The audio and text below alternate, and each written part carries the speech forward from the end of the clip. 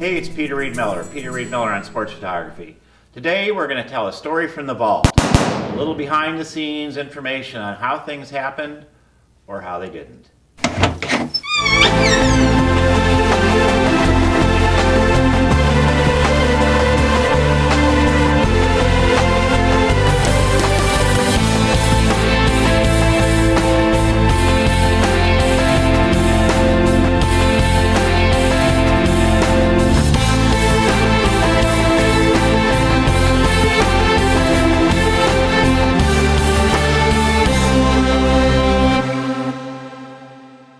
The 24th Olympiad was held in Barcelona, Spain.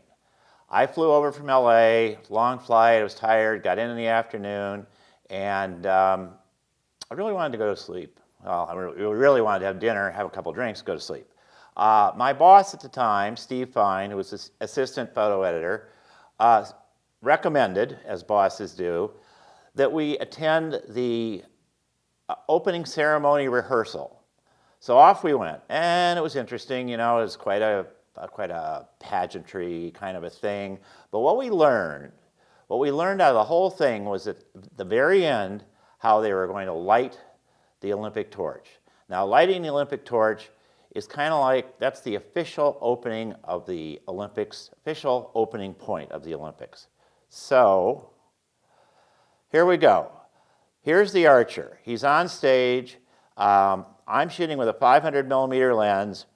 During the rehearsal, Steve and I walked all around the stadium and we found a spot for a remote with a 20 millimeter lens.